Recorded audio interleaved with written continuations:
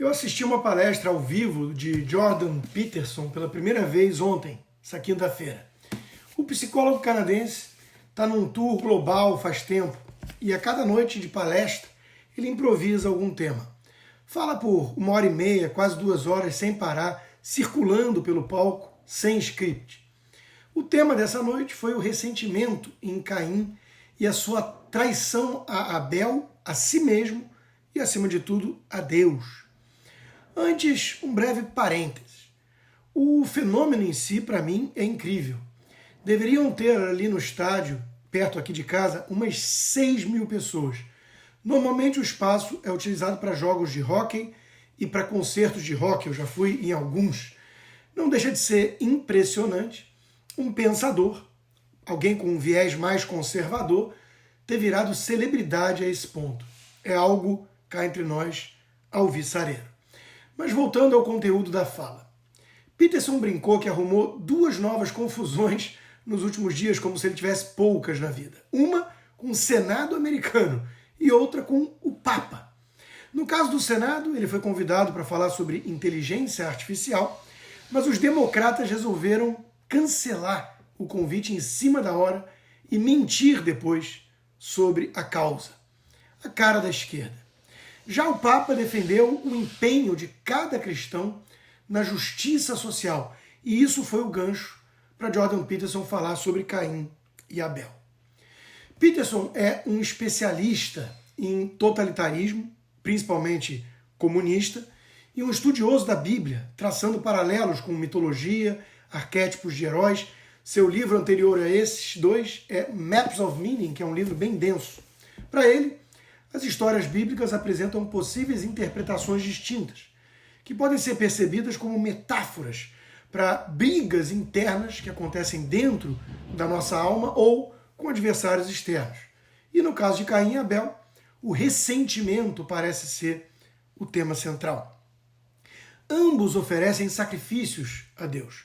Sacrifício e trabalho são basicamente sinônimos na Bíblia, já que Adão e Eva foram expulsos, foram punidos e expulsos do Éden pelo pecado do orgulho e acabaram condenados a trabalhar para ter que sobreviver. Ou seja, era o fim da abundância no paraíso e o confronto com a dura realidade da escassez, onde é preciso abrir mão de algo no presente para desfrutar de algo no futuro, amanhã. Você sacrifica um prazer imediato para ter mais segurança depois, para garantir a proteção e o sustento da sua família, para prosperar como sociedade. Abel foi exemplar em seus sacrifícios ofertados a Deus, enquanto Caim deixou a desejar. Ele não buscou atingir o seu potencial. Castigado, ele resolveu enfrentar o divino, em vez de reconhecer os seus próprios erros. A moral da história parece clara. Não adianta reclamar do cosmos, da existência em si, do eterno, e ficar bancando a vítima diante dos seus infortúnios. Assumir as rédeas da vida, certa responsabilidade pelo seu destino, é fundamental. Incomodado com o resultado diferente entre ele e o irmão, e inconformado que ele mesmo poderia ter alguma coisa a ver com isso, algum papel nisso, Caim prefere desafiar Deus e mata o seu irmão, mata o seu próprio ideal de vida. E essa talvez seja uma boa definição de inferno. Nasce ali uma prole de assassinos. Seus filhos vão matar ainda mais gente. E os seus netos, os filhos dos seus filhos, ainda mais. 7 vezes 7. É uma exponencial. O rancor se espalha numa progressão geométrica, amaldiçoando toda uma linhagem. Para Jordan Peterson, o marxismo bebe desse sentimento mesquinho relatado na famosa história bíblica. Se uma história tem milhares de anos, ela provavelmente existe há mais tempo ainda, repassada oralmente de geração em geração. E o que se absorve é o que é essencial, ou seja, algo que realmente toca na alma humana, que diz respeito à nossa natureza, para ficar guardado na memória. Desprezar a sabedoria dos nossos antepassados é o primeiro passo para a estupidez, típica dessa patota woke. Nós deveríamos ter mais humildade perante aqueles que sobreviveram em condições bem mais desafiadoras e hostis do que nós.